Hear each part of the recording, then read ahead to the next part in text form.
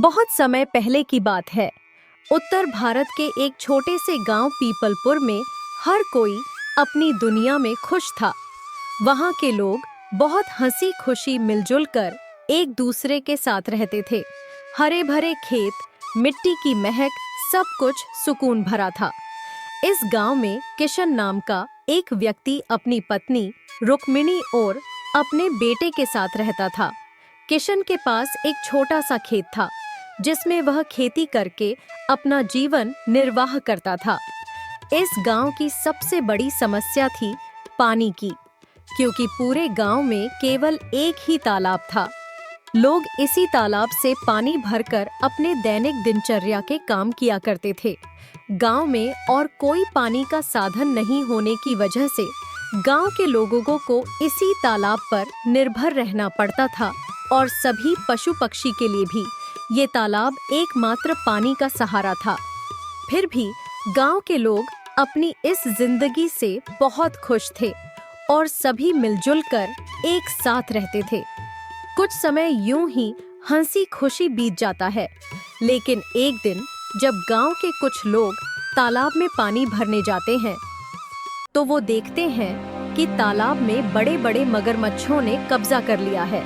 वो लोग मगरमच्छ को देखकर डर जाते हैं और फौरन वहां से भाग जाते हैं। वो लोग गांव में आकर ये बात सभी को बताते हैं। अब गांव वाले तालाब से पानी भरना छोड़ देते हैं क्योंकि मगरमच्छ उन पर हमला कर सकते हैं। थोड़े दिन बाद कुछ लोगों ने तालाब से पानी लाने की कोशिश की। वो जैसे ही तालाब से पानी लेने गए, तालाब के मगरमच्छों ने उन पर हमला कर दिया और उनकी जान ले ली। इस घटना से पूरे गांव में हड़कंप मच गया। सभी लोगों ने तालाब से पानी लेना छोड़ दिया। अरे भाइयों, क्या तुम्हें पता चला है कि हमारे गांव के 3 लोगों पर मगरमच्छों ने हमला कर दिया है, जिससे उनकी मौके पर ही मौत हो गई है। अगर ऐसे ही चलता रहा तो धीरे धीरे यह पूरा गांव खत्म हो जाएगा। गांव में केवल मगरमच्छ ही बचेंगे। हाँ भाई लालू, अगर हम इन मगरमच्छों से बच भी गए तो बूंद बूंद पानी को तरस तरस के मर जाएंगे, क्योंकि हमारे पास पानी का कोई और साधन भी तो नहीं है। हाँ भाई लोगों, ये तो बहुत बड़ी समस्या हो गई है। अगर हम तालाब के पास भी जाएंगे तो ये मगरमच्छ हमें मार डालेंगे, लेकिन बिना पानी का हमारा गुजारा कैसे होगा? हमें कुछ करना पड़ेगा। तुम सही कह रहे हो हरिया। हमें तुरंत सरपंच जी को ये बात बताना चाहिए और पंचायत बुलानी चाहिए। हाँ, चलो सरपंच जी के पास चलते हैं, अब वही कुछ कर सकते हैं। गांव के लोग मिलकर पंचायत में सरपंच जी के पास जाते हैं और अपनी समस्या बताते हैं। सरपंच जी, हमारे गांव के तालाब में मगरमच्छों ने कब्जा कर लिया है। सरपंच जी, मगरमच्छ बहुत खतरनाक होते हैं। अगर हम तालाब के पास भी गए तो वह हम पर हमला कर सकते हैं। हाँ सरपंच जी, हरिया ठीक कह रहा है। हमारे गांव के 3 लोग तालाब पर पानी भरने गए थे। उन पर मगरमच्छों ने हमला कर दिया है, जिससे उनकी जान चली गई है। हाँ भाइयों, यह समस्या सच में बहुत गंभीर है। हमें इस समस्या का कोई समाधान निकालना पड़ेगा। एक व्यक्ति है जो हमें इस समस्या से निकालने के लिए कोई बेहतर सुझाव दे सकता है। वह है मुखिया भैरव सिंह। हमें इस बारे में भैरव सिंह से बात करना चाहिए। किशन और हरिया, तुम दोनों मुखिया के घर जाओ और उन्हें फौरन यहाँ बुलाकर लाओ। वह दोनों मुखिया के घर जाते हैं और मुखिया को बुलाकर लाते हैं।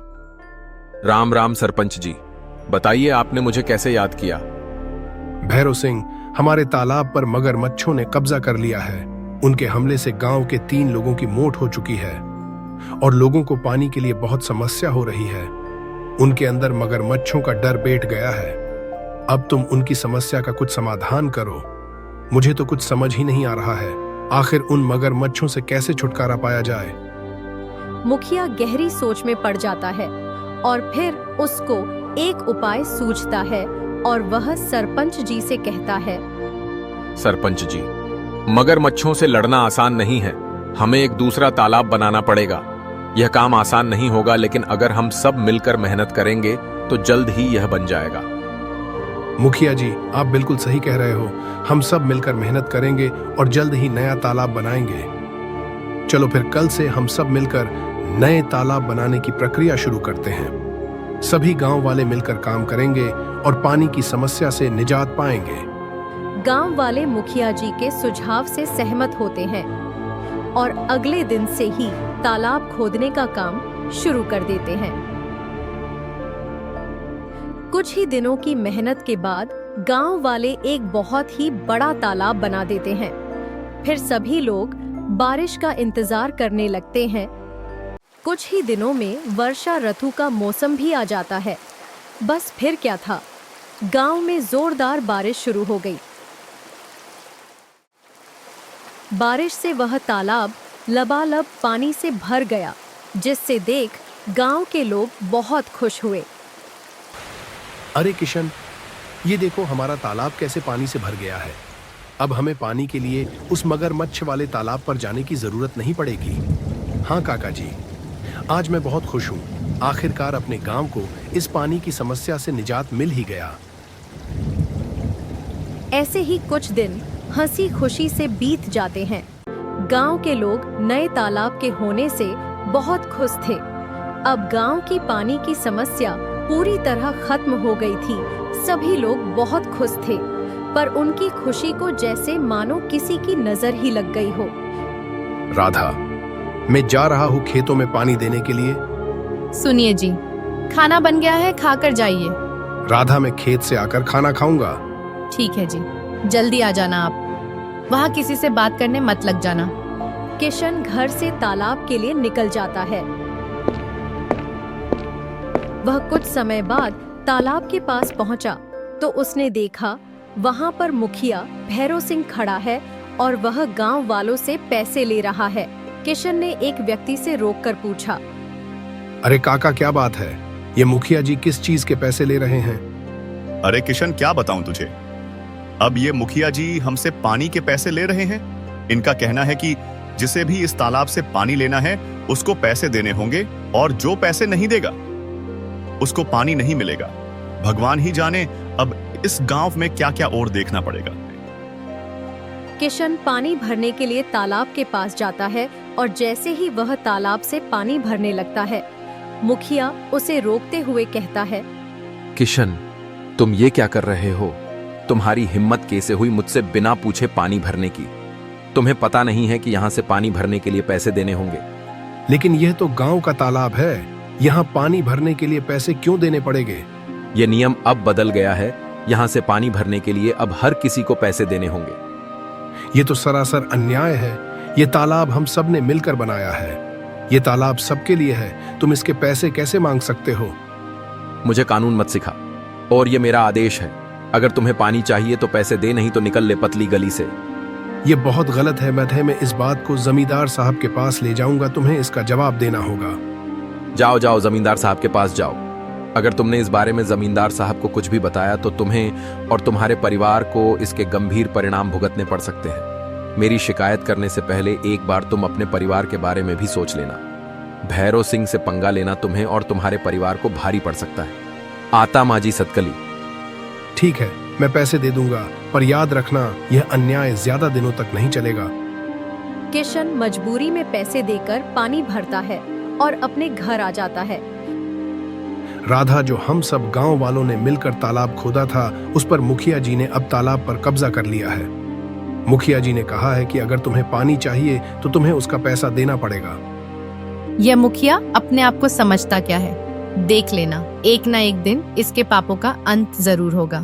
हम गरीबों की हाय इसे जरूर लगेगी। देख लेना, एक दिन यह मुखिया बूंद बूंद पानी को तरसेगा। नहीं राधा, अगर कोई हमारे साथ बुरा करता है, इसका मतलब यह तो नहीं कि हम भी उसके साथ बुरा ही करें। ऊपर वाला सब देख रहा है। सबको सबके कर्मों की सजा जरूर मिलनी है। मुखिया को भी उसके किए की सजा एक न एक दिन जरूर मिलेगी।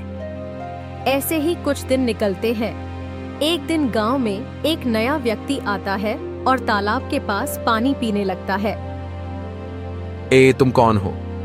मैं इस गांव में नया हूँ। मैं यहाँ पानी पीने के लिए रुका हूँ। यहाँ पानी पीने के लिए रुक गए? यहाँ पानी पीने के पैसे देने होंगे। ये पानी फ्री फोकट का नहीं है। जो कोई भी आ जाता है मुंह उठा के। पैसे? लेकिन पानी पर तो सबका हक है। ये तो सरकारी तालाब है ना। पानी पीने के लिए पैसे क्यों देने होंगे? यह सरकारी तालाब नहीं, यह मेरा तालाब है। यहाँ पानी पीना है तो पैसे देने होंगे, नहीं तो चलते बनो यहाँ से। मुझे कानून मत सिखाओ, यह मेरा इलाका है और यहाँ मेरे नियम चलते हैं। वह व्यक्ति बिना पानी पिए वहां से चला जाता है और सीधे सरपंच जी के यहाँ पहुंचता है। नमस्ते सरपंच जी, मैं इस जिले में नया हूँ। मेरी सरकारी बैंक में नौकरी लगी है। नमस्ते साहब, और बताइए यहाँ कैसे आना हुआ आपका? सरपंच जी, मैं यहाँ एक गंभीर समस्या लेकर आया हूँ। मैं गांव के तालाब पर प्यास लगने पर पानी पीने के लिए रुका, लेकिन मुझे पानी पीने के लिए मना कर दिया गया और पानी पीने के लिए पैसे मांगे गए। क्या ऐसा किसने किया? वहां मौजूद एक व्यक्ति ने मुझे पानी पीने का मना कर दिया और कहा, पैसे दो तभी पानी मिलेगा। तालाब का पानी तो सबके लिए मुफ्त है। यह बहुत गलत है। मुझे माफ कर दीजिए आप। मैं तुरंत इस मामले की जांच करूंगा। सरपंच जी को यह बात सुनकर बहुत गुस्सा आता है। वे तुरंत गांव के 2 लोगों को बुलाते हैं। हमारे गांव में ये क्या चल रहा है? तुमने मुझे इसकी खबर क्यों नहीं दी? अब तुम ये बताओ, यह बात कह रहे हैं, क्या यह सच है?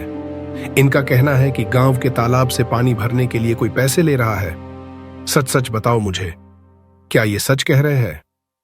सरपंच जी की फटकार से वे दोनों आदमी बहुत डर जाते हैं और सब सच सच उगल देते हैं। जी सरपंच जी, वह मुखिया भैरव सिंह है जो गांव वालों से पानी भरने के पैसे ले रहा है। हमने उन्हें बहुत समझाने की कोशिश की, लेकिन वह नहीं माने। उस मुखिया भैरव सिंह की इतनी हिम्मत, उसने मेरे पीठ पीछे गांव वालों के साथ अच्छा नहीं किया। जाओ, मुखिया को अभी बुला कर लाओ। एक चंकट में उसको सही कर दूंगा, और हाँ, साथ में सारे गांव वालों को भी एकत्रित करके यहाँ लाओ। थोड़ी देर में मुखिया के साथ ही सारे गांव वाले भी सरपंच जी के यहाँ पहुँच जाते हैं। गांव वालों, मैंने आप सभी को एक जरूरी मुद्दे पर चर्चा करने के लिए बुलाया है। मैंने सुना है कि तालाब के पानी के लिए आप सभी से पैसे वसूले जा रहे हैं। क्या यह सच है? सरपंच जी, यह सच है। हमें हर बार पानी भरने के लिए पैसे देने पड़ते हैं। हमारे साथ बहुत गलत हो रहा है। मुखिया जी हमसे पानी के लिए पैसे लेते हैं। मुखिया, क्या यह सच है? तभी मुखिया का ध्यान उस व्यक्ति की तरफ जाता है जिसे मुखिया ने पानी पीने से मना कर दिया था। अरे यह व्यक्ति कौन है और यह यहाँ क्यों धूम मचा रहा है? मुखिया, यह सब क्या चल रहा है? सच तो मुझे पता चल ही गया है, लेकिन मैं एक बार तुम्हारे मुंह से सुनना चाहता हूँ। जमींदार साहब, मैं ये पैसे इसलिए ले रहा था कि इसे गांव के विकास कार्यों में लगा सकूं, ताकि गांव का विकास हो सके और साथ में ही मेरा भी विकास हो सके। लेकिन अगर आपको यह गलत लग रहा है तो आप मुझे माफ कर दीजिए। मैं कल से नहीं लूंगा पैसा, बस। तुम्हें माफी नहीं दी जा सकती मुखिया। तुमने गांव वालों और हमारे बैंक मैनेजर साहब जी के साथ गलत किया है। मुखिया, मैं तुम्हें अब भी इस पद से बर्खास्त करता हूं। कल से मत आना। तुमने अपने पद का दुरुपयोग किया है और गांव वालों को बहुत परेशान किया है। मुझे माफ कर दीजिए जमींदार साहब, मैं कल से सुधर जाऊंगा। अब नहीं मांगूंगा पैसा, पक्का, आपकी कसम। माफी से कुछ नहीं होगा। अब तुम इस पद पर नहीं रहोगे और गांव के किसी फैसले में तुम्हारा कोई अधिकार नहीं होगा। गांव वालों, मुझे खेद है कि आपको ऐसी कठिनाइयों का सामना करना पड़ा। मैं आपको आश्वासन देता हूं कि आगे से ऐसा नहीं होगा। तालाब का पानी सभी के लिए मुफ्त है। बहुत बहुत धन्यवाद जमींदार साहब, हमें न्याय दिलाने के लिए। गांव वाले यह सब देखकर खुशी खुशी अपने घर वापस लौट जाते हैं कि अब उन्हें पानी के लिए कोई पैसा नहीं देना पड़ेगा और सब खुशी खुशी वापस साथ में रहने लग जाते हैं।